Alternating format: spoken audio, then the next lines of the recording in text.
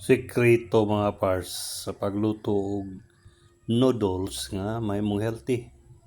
Agula na to og vegetable. Instant noodle with veggie. Sa simula, magpainit tayo ng tubig. Kailangan may ojin na pusa. Pagkakulo,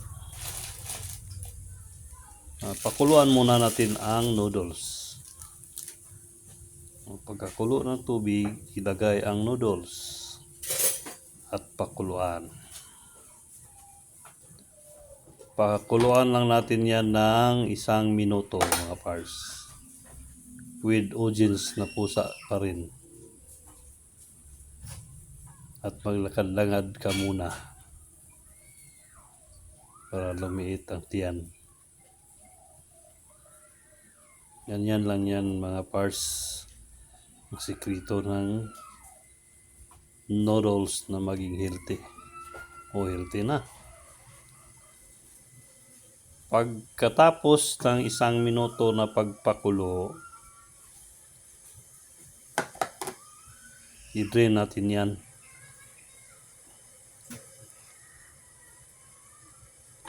I-drain natin at salain. Ganito lang yan mga pars. Kuha ka ng salaan at doon mo ibuhos ang pinakuloang noodles para maalis yung mga excess na salt kasi maalat niyang noodles at yung ibang mga foreign object niya. Yun, i-set aside muna at magpakulo na naman ng panibagong tubig with pusa pa rin na ojins. Habang nagpapakulo, lagyan mo muna ng mainit na tubig yung mga gulay para ma-preserve yung crispiness niya. Medyo na half cook na siya. Pagkulo ng tubig, ilagay mo na yung sayote, yung gulay. Ilagay mo na yung seasoning ng noodles at wag mong isali yung puwil, hindi yan maluluto, hindi rin yan makakain. Alisin mo yan. Anon, inalis. Lagay mo yung seasoning para ma-absorb sa gulay yung lasa. Yan. Para may dagdag na sipa ng lasa, magdagdag din tayo ng chicken cubes. Lagyan natin chicken cubes para may chicken flavor siya.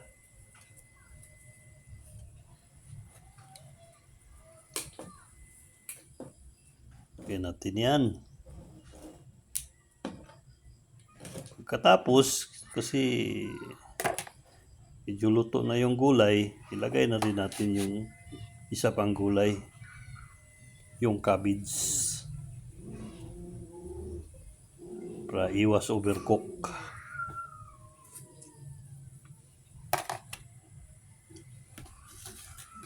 Luto na yan nilagyan na ng mainit na tubig yan. Dagdag na yung cabbage. Ayun. Pagkatapos mong madagdag ang cabbage, mikos-mikosin lang. Mikos-mikos mo. Mikos-mikos.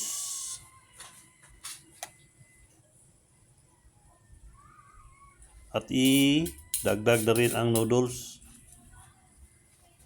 Luto na yan. Kasi naluto na yan kanina Isang kulo lang yan, pwede na. Mikos-mikosin mo yung 5 bisis. Ayun. Mikos-mikos mo tapos tikman. Tikman mo kung hindi ba nag-iba ang lasa. Kung sakto na sa iyo ang lasa, okay na. Pero kung medyo may kulang pa, dagdagan mo. Pero sa akin, sakto na yan.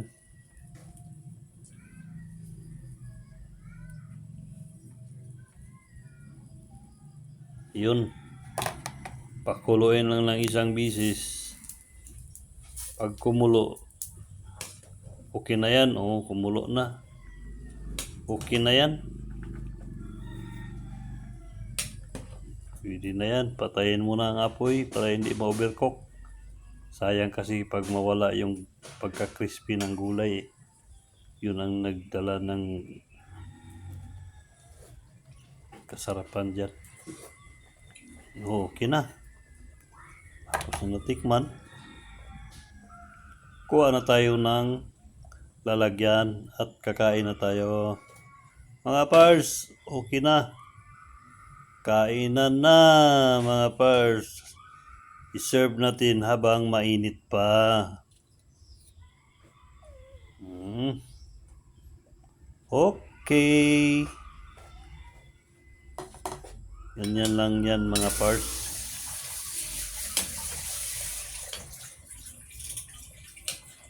Para pati yung noodles hindi malata.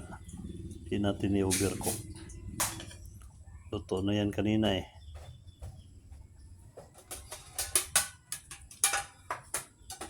Okay mga pars. Ikot na tayo ng sabaw. Masarap ito sa maulan na panahon. Ito lang ang low budget na snack natin mga pars. Isarain ako kapilagan. Yung din ng isa.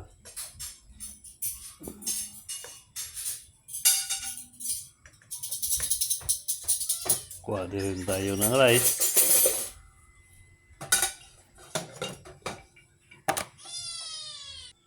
Tagal naman yung ilagay sa lagyan eh.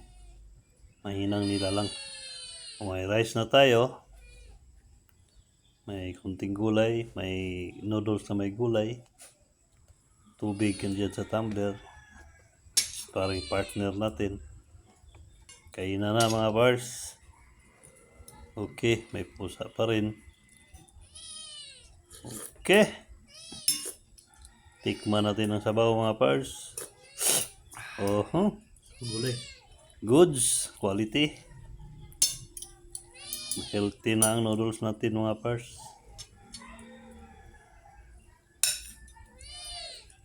Okay na. Kain na tayo.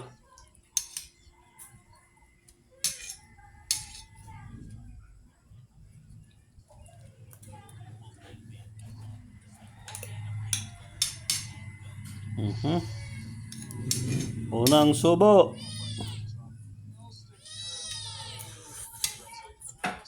Para sa inyo.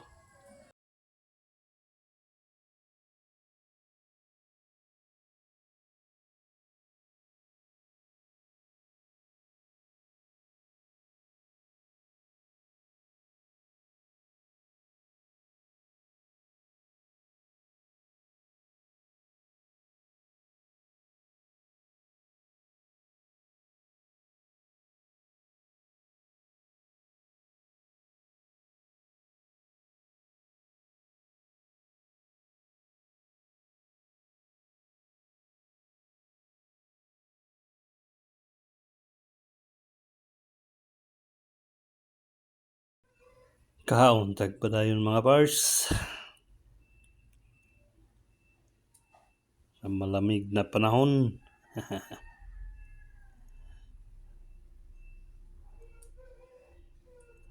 Ito na yung sinasabi nila na low budget meals. So, okay na.